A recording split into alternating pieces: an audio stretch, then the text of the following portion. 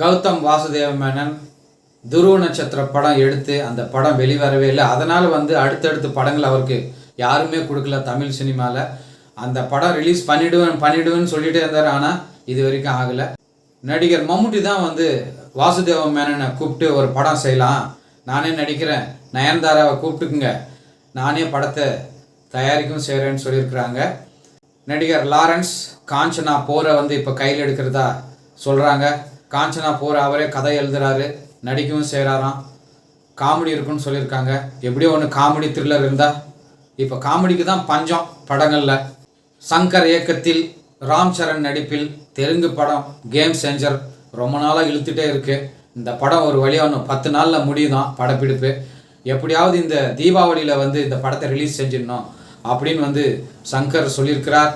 பார்க்கலாம் இந்த படம் கேம் சேஞ்சர் தீபாவளிக்கு வருமா இல்லையான்னு.